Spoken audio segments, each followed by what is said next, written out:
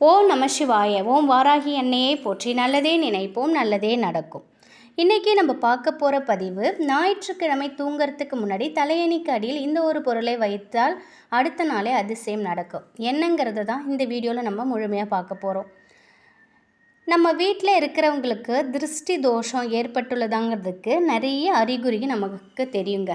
திருஷ்டி தோஷத்தால் பாதிக்கப்பட்டவங்க வீட்டில் தொடர்ந்து ஏதாவது பிரச்சனை, தடை, சோகம், நஷ்டம் ஏதாவது ஒன்று அடுத்தடுத்து வந்துக்கிட்டே இருக்கும். நம்ம வீட்டில் எலுமிச்சை பழம் சாமி மாடத்தில் வச்சோம்னா அது அழுகி போய் நாற்றம் அடிக்கும். அது மட்டும் இல்லாமல் நம் வீட்டில் ஜன்னல் கண்ணாடி, வீட்டில் கண்ணாடி பொருட்கள் இதெல்லாம் அடிக்கடி ஒன்றுக்கு ஒன்றா உடஞ்சிக்கிட்டே இருக்கும்.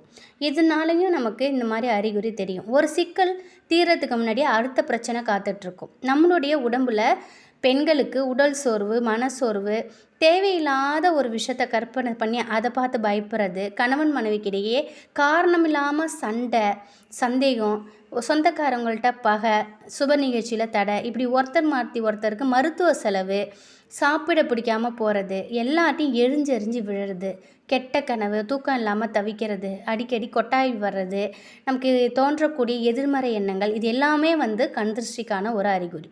கண் திருஷ்டிக்கு நம்ம நிறைய விஷயங்கள் நம்ம பண்ணிகிட்ருப்போம். நிறைய சுற்றி போடுவோம், என்னென்ன செய்ய முடியுமோ அது எல்லாமே பண்ணுவோம்.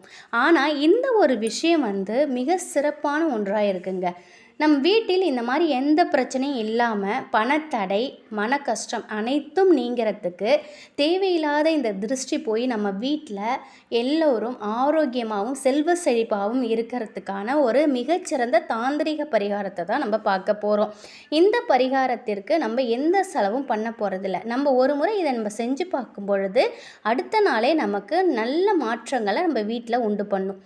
அந்த மாதிரி இருக்கும்போது இதை நம்ம செய்யலாம், எந்த தவறும் இல்லை இல்லையா? நீங்கள் ஒரு முறை இதை செஞ்சு பாருங்கள். கண்டிப்பாக இதில் முழு பலன் இதில் நமக்கு கிடைக்கும். இதுக்கு தேவையான ஒரே பொருள், 2 பொருள் என்னன்னு பார்த்தீங்கன்னா எலுமிச்சை பழமும் கல்லுப்பும். எலுமிச்சை பழத்தை பற்றி நமக்கு நல்லாவே தெரியும். இது ராஜகனி, வசியகனி, இது ஒரு தேவக்கனின்னு கூட சொல்கிறாங்க. கல்லுப்பு மிக சிறந்த ஒரு விஷயம் இந்த மாதிரி விஷயங்களுக்கெல்லாம் இல்லையா? கல்லுப்பை பற்றியும் நம்ம நிறைய நமக்கு தெரியும்.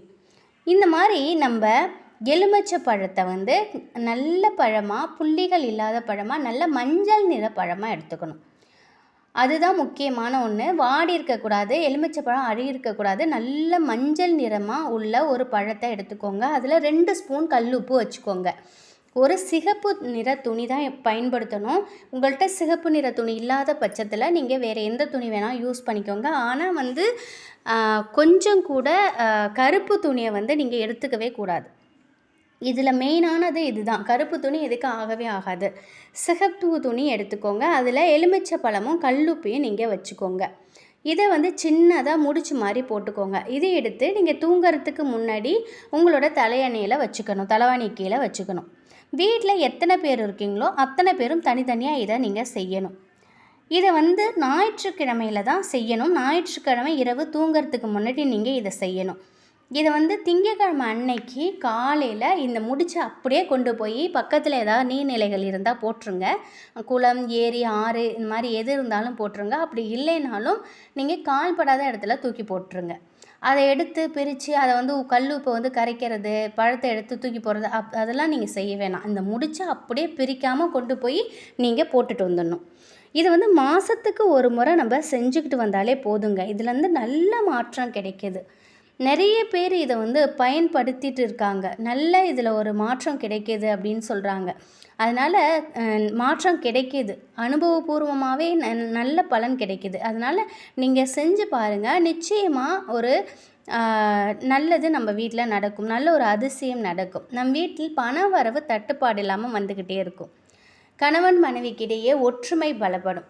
நமக்கு தேவையில்லாத விஷயம் எதுவுமே நம்ம வீட்டில் நடக்காது. அனைத்துமே நல்ல விஷயங்கள் மட்டுமே நடக்கும். எப்பொழுதுமே மாதம் ஒரு முறை நீங்கள் செய்தாலே போதும். மாதம் ஞாயிற்றுக்கிழமையில் நீங்கள் இதை செய்யுங்க. நிச்சயமாக இதில் நல்ல பலனை நீங்கள் கண்கூடாக பார்ப்பீங்க. ஒரு முறை ட்ரை பண்ணி பாருங்கள்.